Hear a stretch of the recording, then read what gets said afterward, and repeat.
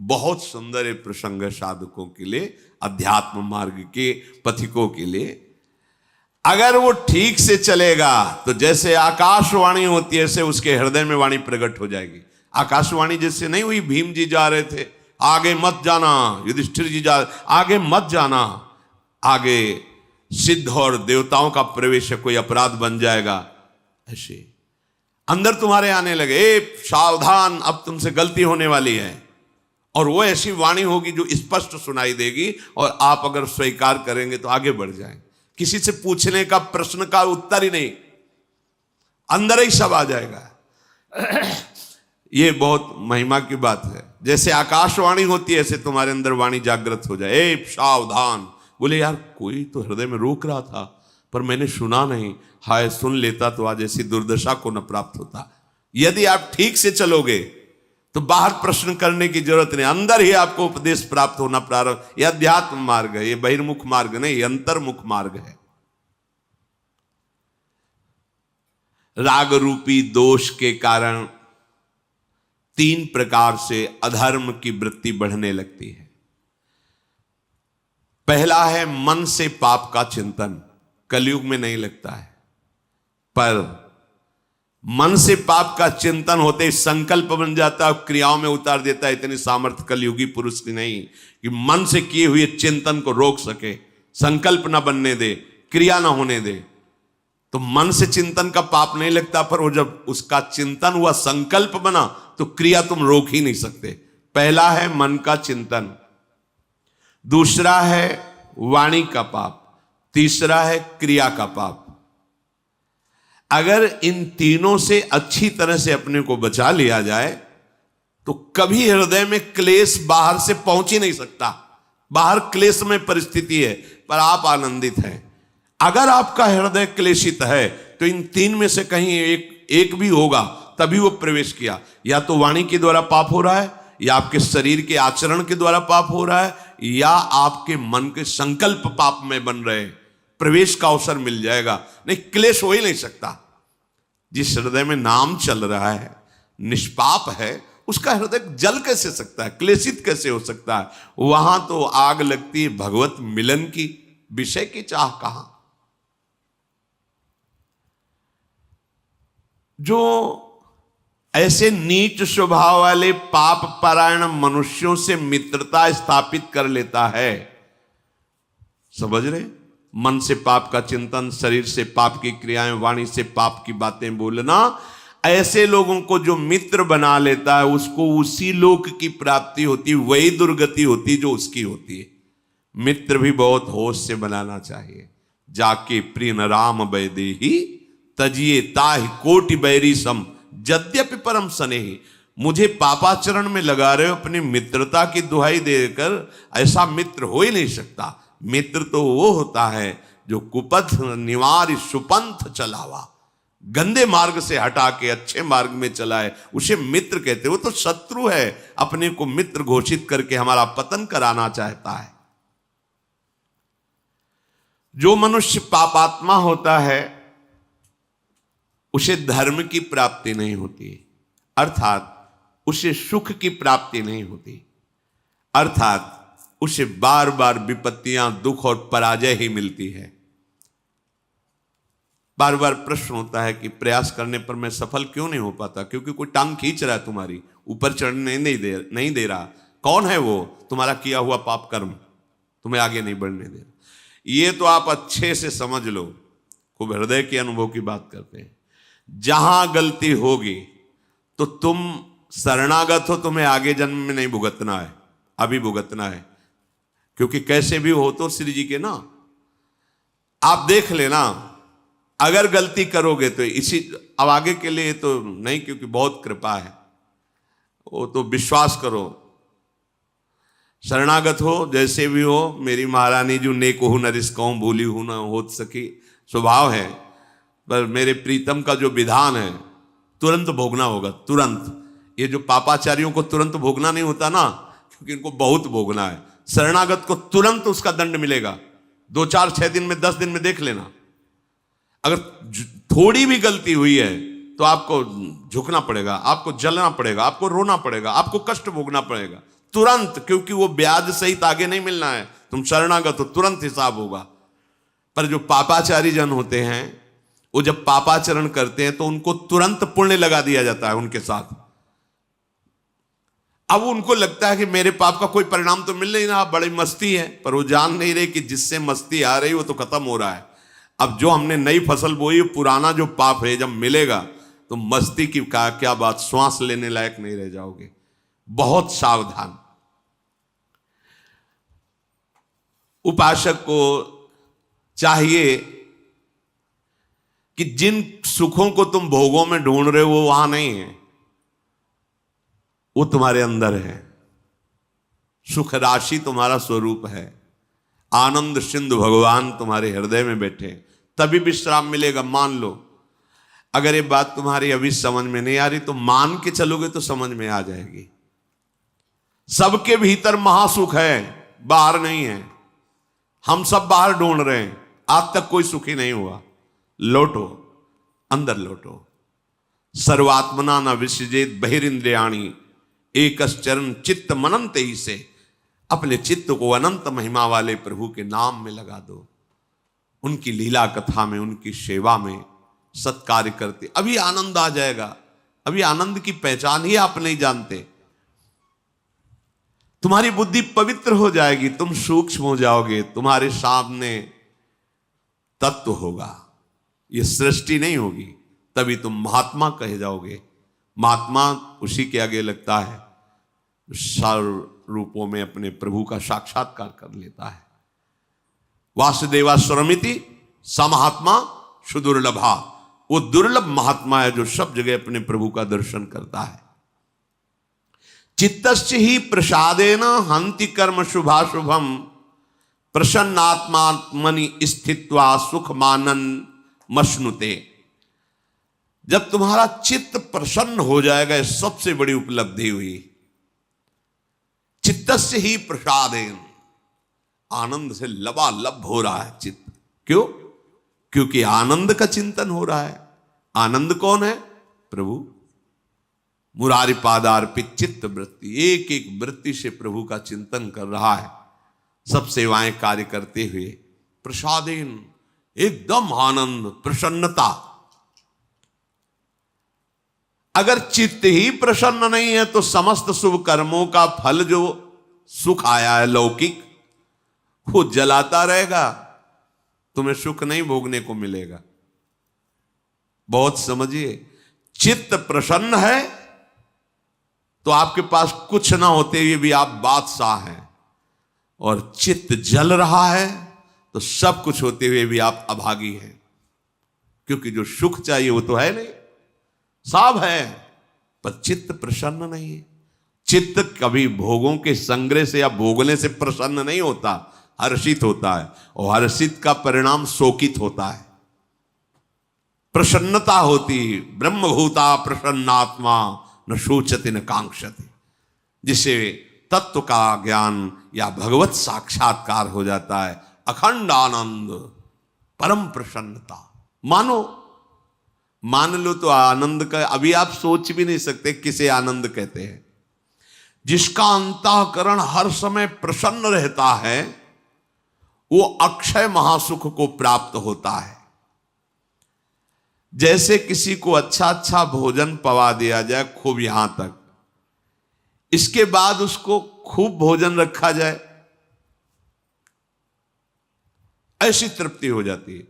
ब्रह्मादिक के भोग सब विषम लागता है। अब उदाहरण उस आनंद का तो कोई है नहीं जोड़, तो कह रहे कि जैसे कोई खूब गले तक छक जाए, इसके बाद उसको कहो कि आधा लीटर खीर और पी लीजिए, थोड़ा गुलाब जामुन। ऐसे जब चित्त में भगवदानंद होता है तो ब्रह्मादिक के भोग भी उसे कैसे लगते हैं? विष के समान। अब और कछु न सुहाय, जुगल सेवा सुख पगे। कुछ नहीं, अब कुछ नहीं, अब कछु नाथ न चाहिए। प्रभु अब कुछ नहीं चाहिए, बस अब कृत्य कृत्य भयो। ये कब होगा? यही सुख है, अब पाए। वो क्या? चित्त का प्रभु के चिंतन में लगे रहना। कैसी होती है ऐसे चिंतन करने वाले की हृदय स्थिति? बोले जैसे वायु रहित स्थान में दीपक जलाया जाए तो एक तार लो, ऐसी होती है प्रसन्नात्मा का भगवत चिंतन। स्वाभाविक हर समय चल रहा है। ये न सोचे कि भावदेह की प्राप्ति हो जाएगी तो सब क्रियाएं बंद हो जाएंगी, फिर हमारा गृहस्थी का कार्य कैसे होगा। ऐसा नहीं है। आप देखो, हित सजनी के अवतार हैं महाप्रभु हरिवंश चंद्र जो अवतार है ना। गृहस्थी में जब तो 3 पुत्र 1 कन्या, पूरा सब भागवतिक उपदेश, भागवतिक व्यवहार। वहीं बनचंद महाप्रभु, कृष्णचंद महाप्रभु, गोपी नाथ ये तो महाप्रभु के पुत्र। साहब देवी एक बालिका भी थी और हित सजनी के अवतार है, तो उनको भाव प्राप्त करना है क्या। अच्छा, यहां जब वृंदावन नित्य सेवा श्री जी की प्रातः से शयन तक सेवा में कोई त्रुटि नहीं। आए हुए जनों को अब उपदेश भक्ति को कहो, जैसी विधि जाके चित रहो, लहो जो मनवांछित सफल। जैसी जैसी भक्ति सबके हृदय में सब हो रहा है ना। और है कौन वहां भाव थोड़ी प्राप्त करो, वो तो आए ही है भाव दान करने। तो ऐसा नहीं कि इस भाव को प्राप्त हुआ वो बोल नहीं पाएगा, वो चल नहीं पाएगा, वो क्रियाएं नहीं, ऐसा नहीं। ये अलौकिक सामर्थ्य होती है। दुर्वासा जी की स्थिति से भी बड़ी स्थिति अम्बरीश जी की है। कैसे प्रमाणित करो। तो दुर्वासा जी ने कृत्या पैदा करी, अम्बरीश जी एक कदम पीछे नहीं हटे, सुदर्शन खेद लिया तो त्रिभुवन में भागते घूमे दुर्वासा जी। स्थिति यहीं से देख लो। कृत्या भयंकर ज्वालामयी अम्बरीश जी को नष्ट करने के लिए दुर्वासा ने प्रकट की और दौड़ी दुर्वासा जी की प्रेरित होकर अम्बरीश जी की तरफ।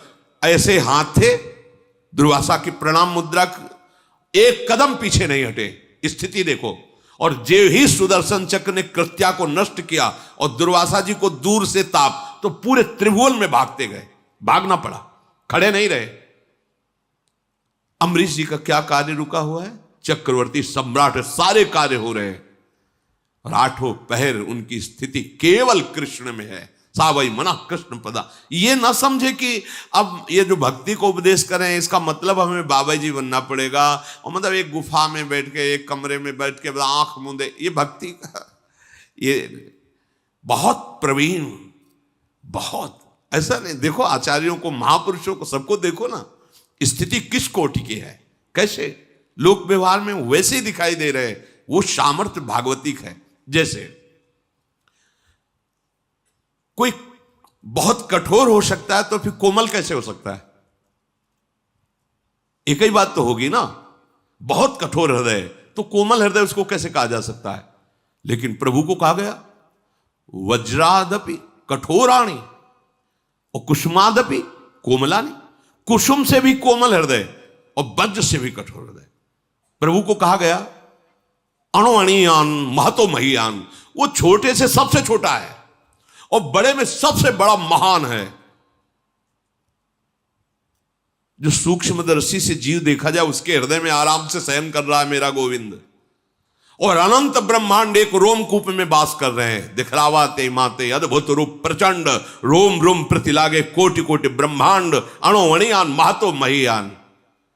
उसका दास है तो वो अगर व्यवहारिक क्रियाएं सम्यक करता हुआ अपनी स्थिति में, तो कौन सी आश्चर्य की बात है। क्योंकि सर्वाश्चर्य में प्रभु की आराधना है। ये न सोचे कि हम गृहस्थी में अगर हमको ऐसी कोई, एक ने पूछा था जब भगवत प्राप्ति हो जाएगी तो सोने को मिलेगा कि नहीं, सोने को मिलेगा। नहीं, हमें तो डर लगता है भगवत प्राप्ति वाली बात सुन के कि मतलब पता नहीं क्या होता होगा। जैसे सोने में आनंद आता है, खाने पीने, ये सब चलेगा कि नहीं। मतलब भगवत प्राप्ति की स्थिति को समझ कैसे बताए। अब ये बताने लायक बात ही नहीं कि मतलब उसको शब्द ही नहीं, उसको कैसे शब्द में मुंह का स्वादनवत एक अद्भुत परमानंदमय स्थिति में सब कुछ करने में। भाई जी के जीवन चरित्र में आया, प्रकाशित भी है, उसमें लिखा भी। जब भाई जी की पत्नी ने भाई जी की महिमा और सुनी, देखी सब, तो उन्होंने कहा आप तो भगवत प्राप्त हो गए, आप तो भगवत स्वरूप हो गए, मेरा क्या, मेरा गृहस्थ धर्म तो ऐसे ही रह गया ना, मुझे एक संतान चाहिए थी। तो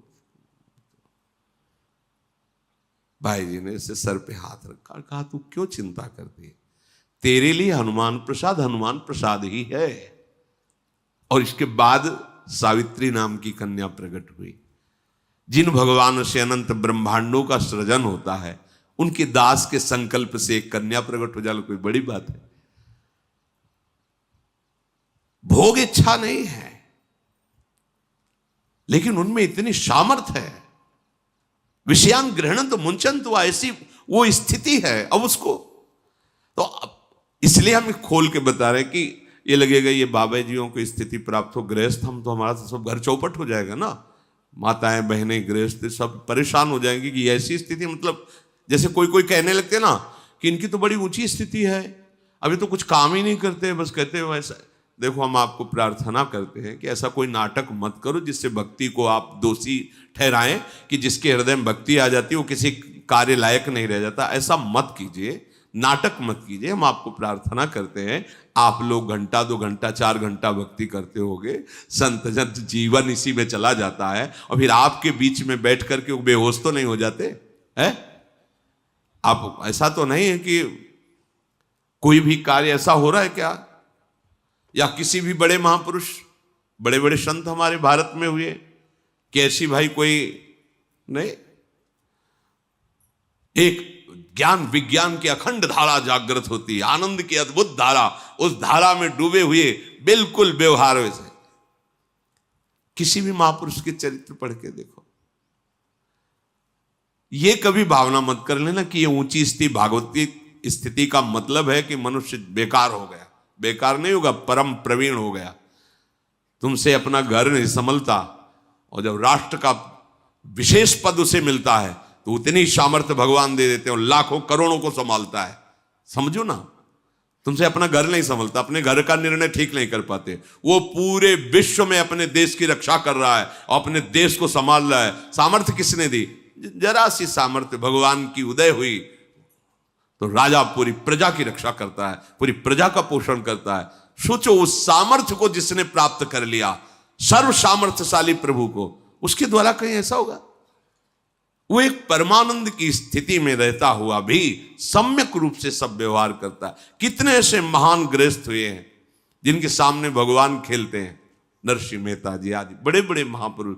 क्या ऐसा हुआ कि वो पागल हो गए, वो बावरे हो गए? वो ये जो जैसे कभी कभी एक दो आप लोगों ने बताया कि वो जब से सत्संग सुना कुछ दिन पहले से, अब उनकी स्थिति तो ऐसी कि घर का कोई काम काज नहीं तो सब परेशान है। भैया, हम हाथ जोड़ के कहते हैं ऐसी कोई स्थिति नहीं होती, ऐसी स्थिति नाटक की होती है, ऐसा मत कीजिए। क्योंकि बड़े बड़े संतों के दर्शन किए हैं, वो अपनी सम्यक दिनचर्या रहती है, ऊंची स्थिति है, सम्यक दिनचर्या रहती। ऐसा नहीं होता कि घर वाले परेशान हैं कि पता नहीं कौन सा मतलब जादू चढ़ गया, ऐसा नहीं होता। या फिर एक दो जैसे कभी वो झटके, और ये झटके मटके कुछ नहीं होते हैं, ये भगवत आनंद है। ये मतलब है ना, मूर्छित हो राधा मूर्छित हो गए ऐसे, अब वो पानी डाल रहे हैं, कोई चरण रज लगा रहा है, कोई चरण छू रहा है, ऐसा नहीं होता है। हाँ, ऐसा होता है। वो एक अलौकिक स्थिति है। सच्चे मार्ग से चलो, स्थिति प्राप्त हो जाएगी। वो ऐसा मत करो जिससे तुम्हारा जो सौभाग्य उदय हुआ है वो नाटक में फंसकर नष्ट हो जाए। सही मार्ग का अवलंबन लो। जो अपने साधन भजन पवित्र आचरण का क्रोध दिलाने वालों से प्रेरित होकर क्रोध करके उनका अपमान करता है, अपने क्रोध को प्रकट कर देता है, तो ये प्रमाद उसकी भजन वृत्ति को रोक देता है। बहुत ध्यान से। इसीलिए पूज्यपाद उड़िया बाबा ने कहा कि भजनानंदी महात्मा को क्रोध से बचना चाहिए। 1 महीने के किए हुए भजन को एक बार का क्रोध प्रभाव रोक देगा। अब बाबा तो सिद्ध महापुरुष थे, उन्होंने जो अनुभव किया वो बोला, पर शास्त्र भी कहता है कि यदि आपको कोई क्रोध दिला रहा है, दिलाएंगे, मतलब ऐसे कि हमारा कोई मतलब नहीं, पर वो जानबूझ करके आपको रोकेंगे, छेड़ेंगे, आपको परेशान करेंगे, ऐसा षड्यंत्र रचेंगे कि आपको गुस्सा आवे। जैसे एक अभी पीछे सुनाया था ना, शिष्य ने कहा गुरु मंत्र ले, तो तुम्हें क्रोध दिखाई देता है, तो गुरुजी ने ही प्रेरणा की, झाड़ू मार देना, आपकी टोकरी डाल देना, ऊपर पूरी डाल देना। तो हमारे गुरु भगवान है, वही प्रेरित करते हैं, जाओ पीछे से बोल, बड़ा पाखंडी नीच है, देख ड्रामाबाज जा रहा है, वैसे दृष्टि जाएगी, ड्रामेबाज कहा है, पाखंडी कहा है, अच्छा तो फिर हम तुम्हें दिखाएंगे कि हमारा अब आ गया। बिल्कुल नहीं, चुप, प्रणाम, और रोना चाहिए, प्रभु देखो ये ठीक कह रहे हैं, मैं हूं ना, पर जैसा हूं आपका नाथ मुझे स्वीकार कर लो। प्रभु देखो अब तो गवाही मिल गया ना, पहले तो हम ही एकांत में कहते थे मैं नीच हूं, मैं पाखंडी हूं, अब तो गवाही मिल गया। जब गवाही मिल जाए तो पक्का हो जाता है ना, तो प्रभु पतित पावन हो, दयामय हो, आप हम पे ये भाव आने चाहिए। क्यों? तो क्रोध दिलाने के लिए आएंगे, पक्का आएंगे, और आते हैं जिंदगी में, देखने को मिल। कितने गृहस्थ जन आके कहते हैं कि हम बहुत बचना चाहते हैं, पर हमारे को ऐसा छेड़ा जाता है, ऐसा किया जाता है कि हमें गुस्सा आ जाता है। ना आए पाए, उसे चुपचाप सहन कर लो, आप अपने भजन को बचा लो। ये पवित्र मार्ग है, अध्यात्म मार्ग है। बार बार गुस्सा करते रहोगे तो अनुभव ही नहीं आएगा। स्मृति नष्ट करता है गुस्सा। कामा संजायते क्रोधा, क्रोधा स्मृति विभ्रमा, और स्मृति हमारा धन है। भगवत स्मृति क्रोध चुरा लेगा, बहुत सावधान। उपासक को चाहिए कि पूर्व रात्रे परे चैव युंजान सततम मनः लघ्वाहारो विशुद्धात्मा पश्चन्नात्मान आत्मनि। यदि तुम्हें इसी जन्म में भगवत प्राप्ति करनी है तो लघ्वाहारो लिखा है, थोड़ा भोजन पर सुधार कीजिए, हल्का भोजन कीजिए, मतलब जितना आपके, अब जितने में आप कितना उतना नहीं है, मतलब प्राण पोषण हो जाए, आपकी दिनचर्या चल जाए। क्योंकि आप जैसे भगवत मार्ग के पथिक हैं तो अधिक भोजन पाएंगे। देखा है, ये भी अनुभव की, अधिक भोजन से भजन में अरुचि होती है। स्वादिष्ट अधिक भोजन पा लेने से वो सतोगुणी भोजन भी तमोगुण हो जाता है, उसमें प्रमाद स्थिति आ जाती है। इसलिए कह रहे हैं, आदेश करें लघ्वाहारो, भोजन का एक आप अनुपात बना लीजिए कि आपको इतने भोजन से चल जाएगा, और बहुत काल तक आप अपने नियम में स्थित रहिए। पर मानता तो कोई है नहीं, मान जाओ, मानने के लिए ही सत्संग हो रहा है, मान जाओ।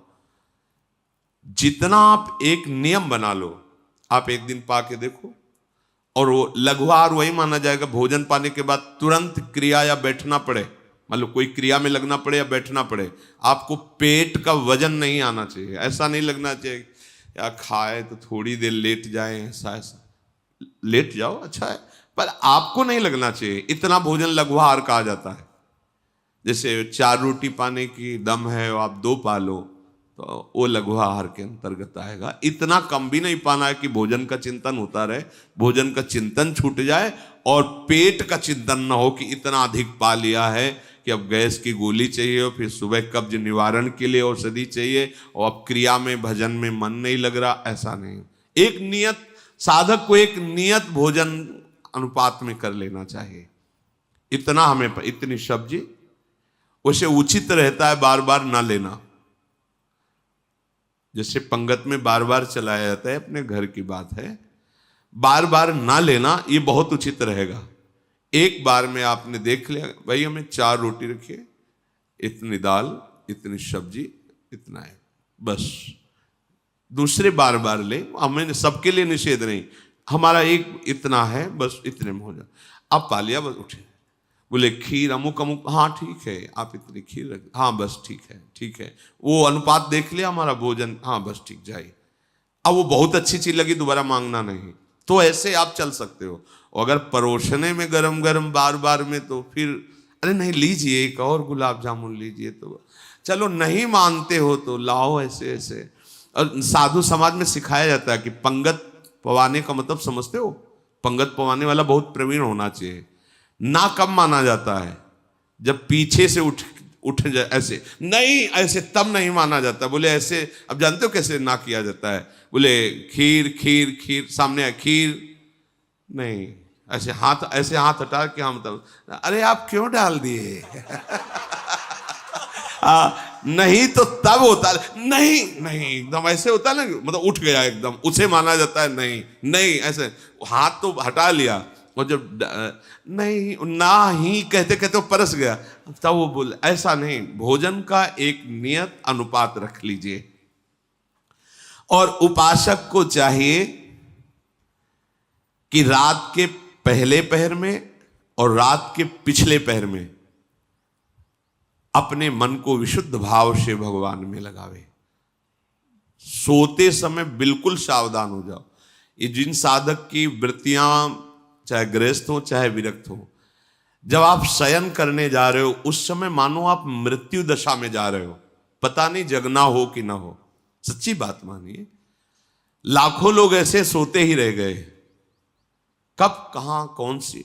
तो आप शयन करने जा रहे हैं, मतलब मेरा अंतिम समय ऐसा भाव कि अब हम शयन, सामने प्रिया प्रीतम का भाव करके नाम जप करते एकदम लीन होते। कब नींद आ गई आपको पता नहीं, ऐसा नहीं आ रही तो हम प्रिया प्रीतम के चिंतन में है, नाने पर भी भारी विक्षेप आपको नहीं होगा।